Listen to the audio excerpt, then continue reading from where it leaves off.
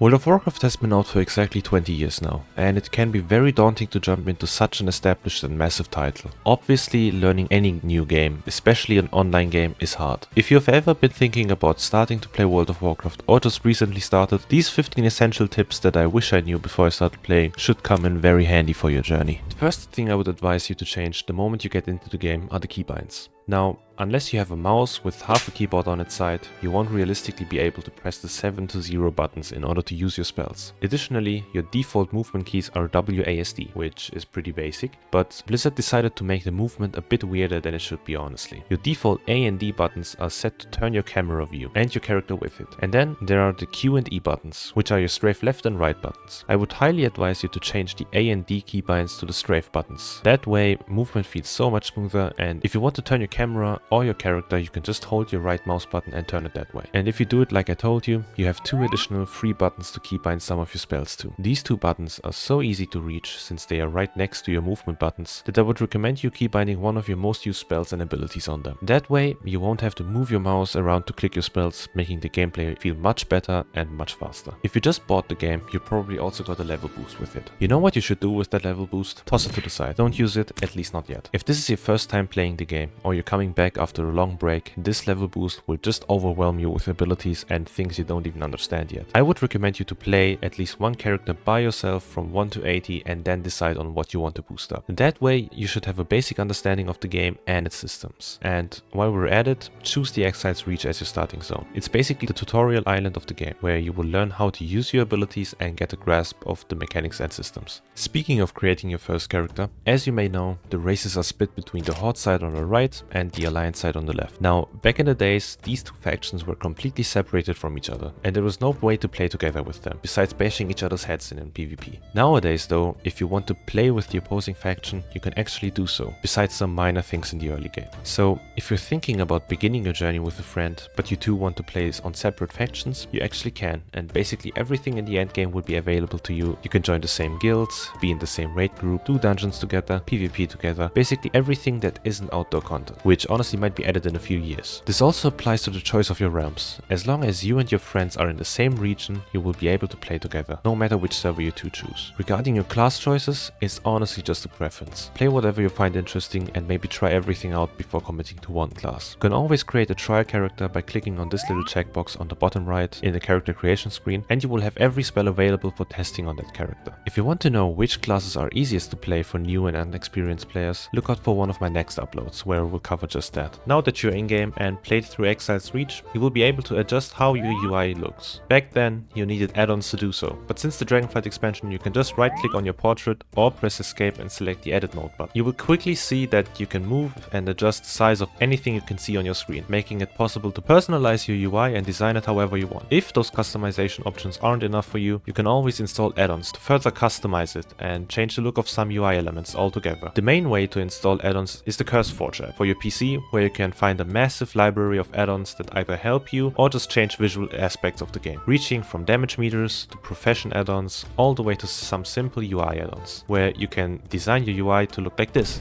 Oh my god, bro. Oh, hell no, man. What the fuck, man? Maybe that's not the most effective, but it's still beautiful. Another really quick tip is that so many gamers around the world drink sugary and unhealthy beverages while playing games, just cause they use the sugar as an energy resource so they can keep going, or simply just because it tastes better than plain water, and they don't even realize that it just isn't good for you in the long run.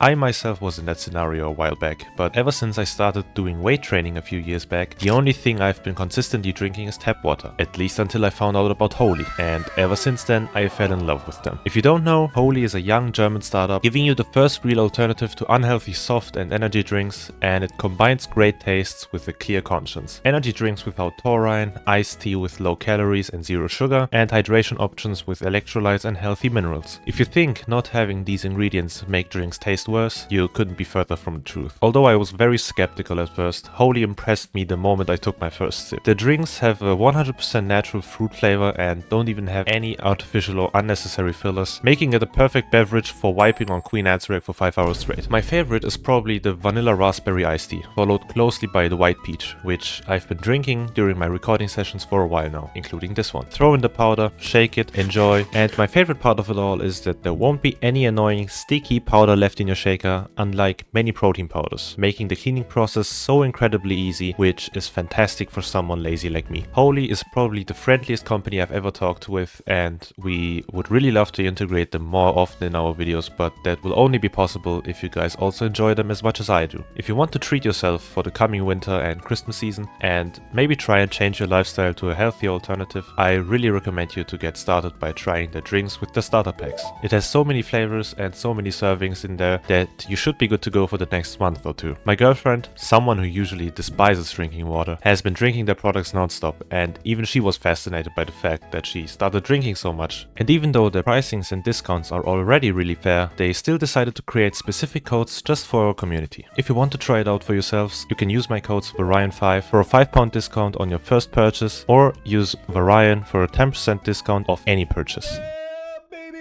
If I still couldn't convince you, you will also be supporting your health, their company, and my channel, but most importantly the environment, since they also only use recyclable and sustainable packaging. Thanks once again to Holy for sponsoring this channel, and now let's continue on with the video. If you ever need to go to another continent or go back to a specific zone like Dornagal, the new major city of the War Within, you can always go to the portal room in either Stormwind inside the tower of the Mage District or Orgrimmar right after entering the city. In there you will find a good amount of portals that will teleport you to a specific spot on every continent in the game, so you won't have to take a boat or fly there. That way you save so much more time on the long run. If you decide to play a mage, you basically have a whole portal room in your arsenal already, since you can either teleport yourself or create portals so your friends can join you on your journey. Alright, you created your character and adjusted how your UI looks. Now it's time to finally play the game. It's time to play the game. Once you enter the game, the first thing you should probably see is an NPC with a yellow exclamation mark above their head. This exclamation mark obviously indicates that this specific NPC has a quest for you. Now, over the time in the World of Warcraft, you will see many different versions of this exclamation mark. If they have a brown banner behind it, it's a campaign quest. If it's blue, it's a daily quest. If it's just a simple yellow one, it's a side quest. There's also a legend for you if you open up your map with M and select the exclamation mark button on the upper right. There you can see every icon that exists in WoW and what they mean in case you're ever lost. They will also be highlighted on your map once you hover over each individual icon. That way you can check if you missed a quest in the zone you're currently in, for example. I've also seen many people worrying about their gear when they start out. As you proceed through a quest line, you will get better and better gear. If you do dungeons, you will also get gear rewards there. So you shouldn't really need to worry about it really until you reach max level. Once you reach max level, it's all gonna be about your gear and your average item level. Every piece of gear has a specific item level, which you can upgrade using the upgrade system with the Valor Stones and several different crests you get by doing activities in the end game like dungeons, raids, etc. The higher your item level, the more stuff you unlock when it comes to content. You will need a specific minimum item level to unlock heroic dungeons or the raid in the group finder. After that, the minimum requirement basically depends on the group you want to join, since if you want to do more difficult content, you will need to create pre-made groups where players can invite or decline you depending on how strong you are. Now, another quick tip is to disable some of the chat channels, at least for now. If you don't, your chat constantly looks like this, and in my honest opinion, it might scare some players away since it's just a whole bunch of spamming and messages you don't even get yet. To disable it, right click on the general button and go to channels. Tick off every channel you can see here, and if you want, you could even leave them and join them later by typing join 1, 2, 3 or 4. Now, this one is very important. Don't rate the game by its leveling process. WoW's main focus on gameplay has moved from leveling to the end game many years and expansions ago, and you can feel that. Leveling can be boring at times, and you might think this is all the game is about, but if you just keep going and reach endgame, you will play a completely different game and you will instantly feel like it's different again. If you prefer an MMO with the leveling journey as the main focus, you can always consider jumping into WoW Classic and trying that one out, since it's already included in your WoW subscription, so why not?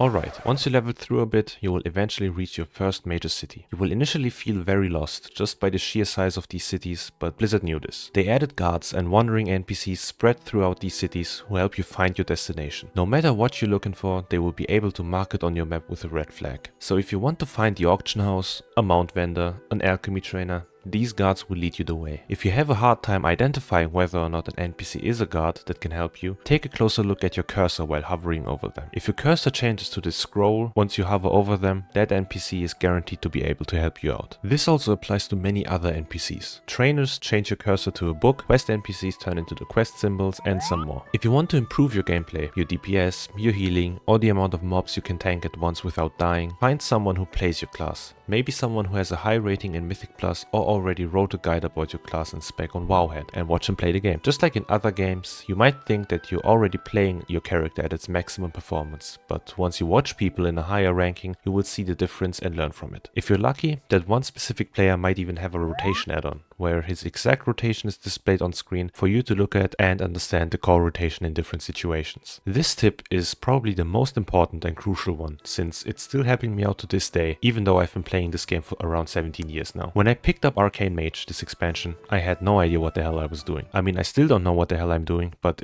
it got a little bit better. So I looked up better and well-known mages that do know what they're doing and tried learning the rotation from them and how they react in certain situations. I will put a link in the description below where you will find guides for every spec in the game. There you will also find the players that wrote them and possibly catch them streaming. Newly added with the War Within expansion is the warband system. The warband system combines many things across all your characters, including gold, reputation, and different kinds of currencies. Many of these currencies you can actually transfer over to your other characters by going to your currency tab, left-clicking on the currency you want to transfer, and then selecting the amount. This feature can be very helpful if you're farming a specific mount or a specific piece of gear. If you farm a currency on two different characters, you could just transfer them over to one, making it way easier and faster to gather all the collectibles. Additionally, you can now also drop gear for your other characters. Back then, there was either bind on equip or soulbound items that could drop. Now they added another item type, which is warbound until equipped, which means that if you drop a piece of gear, which by the way can be of any type, so if you're playing a plate wearing character, you can still drop a cloth warbound item, you can send it over to another character who maybe needs that item. That's also why the War Within is so alt friendly altogether. Another new addition that new players might miss is the trading post. Some might think it's the auction house of the game, but it's actually just a monthly cosmetic store, where you can buy exclusive mounts, transmogs, toys, and much more with a special currency tied to the trading post system. Every month, the shop refreshes and you automatically get 500 traders tenders once you get to the trading post. You can also earn an additional 500 more every month by completing different tasks and basically filling up this battle pass-like system. With these tenders, you can then buy cosmetic items, but if you don't have anything you want to spend them on, you can also just keep them for the next refresh, since they don't expire and are permanently on your account even if you stop playing for a while. If you want to buy something but don't have any tenders left, you can freeze the item and basically prevent that one item to be refreshed at the end of the month. What many people still don't know is that if you fill the monthly progression bar of the trading post for 12 months, you will get an achievement and 2 exclusive armor sets, which you can only get this way. Doesn't have to be 12 in a row, just have to complete it 12 times. With Dragonflight, they also added a new type of flying. If you played pre-Dragonflight, you know that flying was always the steady flying, but now every flying mount has another way of flying, skyriding. With skyriding, your characters can fly so much faster than before, and it's way more interactable with the player. You now have to manage your stamina while flying, controlling the speed of the mount with your skyriding spells and adjusting the angle of your mount while flying to either speed up or slow down. This obviously requires a lot more attention now, and therefore also requires some skill, which might be difficult at first, but will feel so much better and you will have so much more fun when flying around the world.